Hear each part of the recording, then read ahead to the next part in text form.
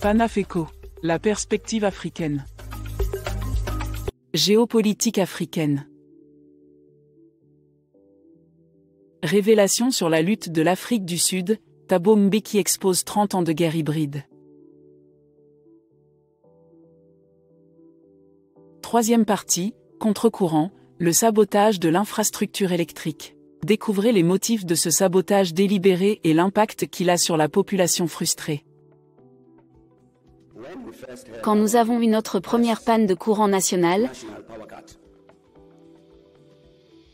lorsque le pays était dans le noir à cause d'Eskom, ce qu'on appelle le délestage, au niveau national, la première fois que cela s'est produit, c'était en janvier 2008. Vous vous souvenez même que les mines ont dû fermer pendant toute la semaine. Et aussi, en dehors de nos panélistes ici, les personnes plus âgées se souviendront qu'à ce moment-là j'étais président. Et le mois précédent, décembre 2007, entre décembre ou novembre 2007, j'avais présenté mes excuses publiquement, parce que ce qui se passait, c'est que vous aviez des instances régionales de coupure de courant. Donc en novembre-décembre 2007, je m'étais excusé pour cela.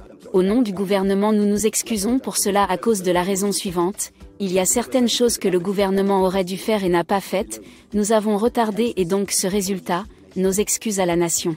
Donc la panne de courant national de janvier 2008. De nombreuses années plus tard, j'ai lu dans les journaux qu'il y a un rapport qui a fuité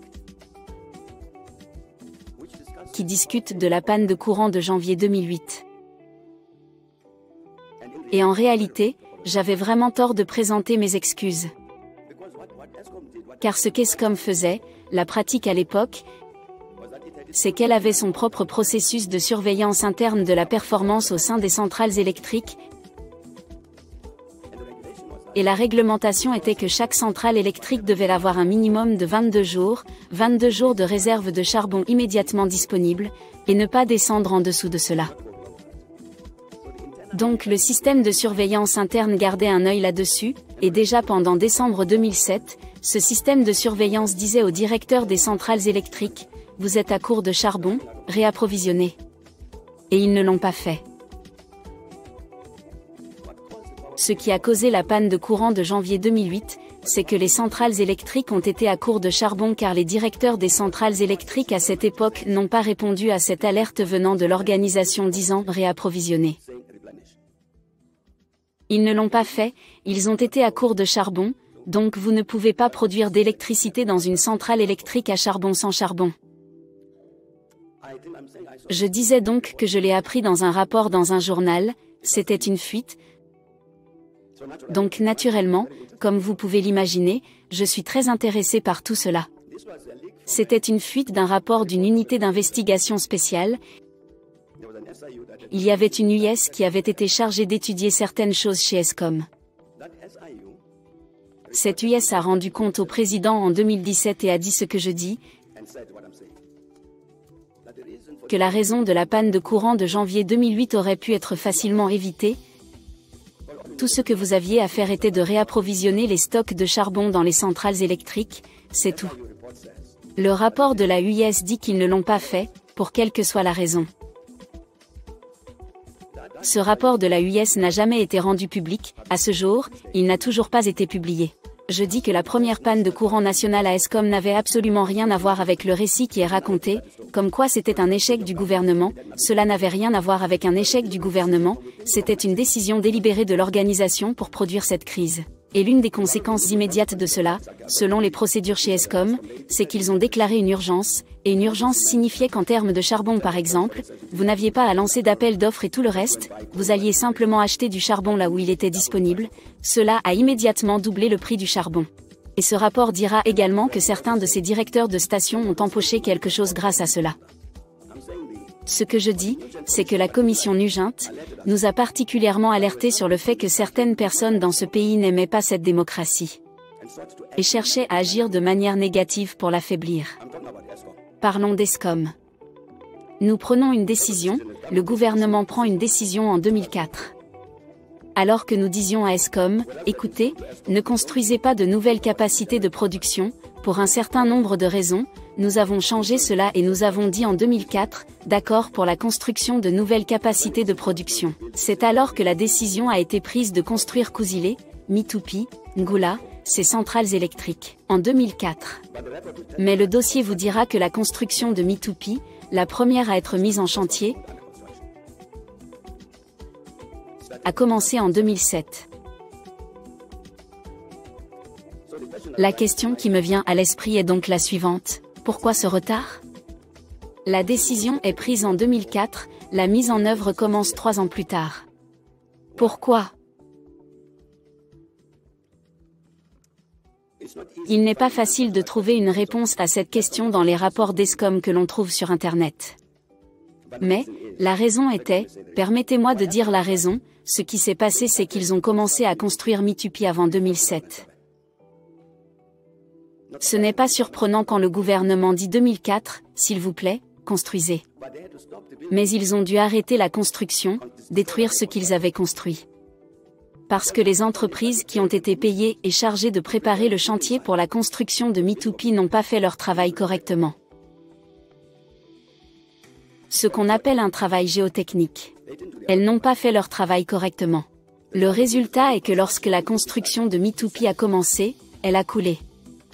Il a fallu tout détruire, d'autres travaux ont été effectués sur le site, cela a retardé la construction de Mitupi de 2 ans.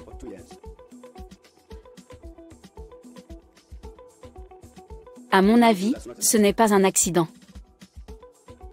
Des entreprises, qui ont une vaste expertise dans la préparation de sites pour la construction d'infrastructures, ont cette fois-ci échoué à le faire correctement, retardant ainsi la construction de Mitupi de 2 ans. Je ne pense pas qu'il s'agisse d'un accident. C'est cohérent avec les personnes qui ont sabotagé les services fiscaux. Ils ont fait de même sur la question de l'électricité. Mitupi, Kusile, était censé être achevé en 2014. Dans ce cas, il n'y aurait jamais eu de crise de l'électricité. Mais Kusile n'est toujours pas achevé à ce jour. Pourquoi?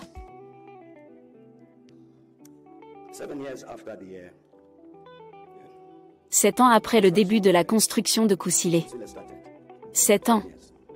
Elle ne produisait pas un seul mégawatt d'électricité, après 7 ans. C'est évidemment très embarrassant pour tout le monde. Eskom a donc fait appel à une société indienne? Les frères Tata. Ils ont engagé les frères Tata pour venir construire l'unité 1 de Kusile. Et la raison pour laquelle ils ont fait cela est que cette société avait construit une autre centrale électrique en Inde, qui était plus ou moins une réplique de Kusile. Ils sont donc venus et ont construit la première unité de Kusile. Kusile produisait donc enfin de l'électricité. Cette société s'attendait donc à ce que son contrat soit prolongé pour construire les unités 2, 3, 4, 5 et 6. Mais Eskom leur a dit: non, nous ne pouvons pas prolonger votre contrat sans que vous appliquiez la discrimination positive. Les Indiens ont donc voulu savoir, nous avons fait venir 50 de nos propres ingénieurs et techniciens, le reste du personnel est composé d'employés d'Eskom. Lorsque vous dites que nous devons respecter la discrimination positive, de quoi parlez-vous? Y a-t-il des ingénieurs et des techniciens africains qui peuvent alors venir et devenir nos partenaires? Non, cela ne fonctionnait pas, parce qu'ils avaient déjà 120, 130 personnes sous mentorat. Des ingénieurs. En fin de compte, la question n'a pas pu être résolue. De la discrimination positive. Les Indiens sont donc partis. Ils ont terminé leur travail en 2016. L'unité 1 de Kusile a été intégrée au réseau en 2017. Je dis encore aujourd'hui que nous n'avons pas terminé la construction de Kusile. Et pourtant, il est clair que si cette affaire n'avait pas surgi de discrimination positive, Kusile aurait été achevé depuis longtemps. Je suis absolument certain que ceux qui ont dit à ces Indiens d'appliquer la discrimination positive ne l'ont pas fait en tant que bénéficiaires de cette loi. Ils voulaient juste retarder la construction de Kusile. Merci de nous avoir suivis. À très vite pour de nouveaux échos.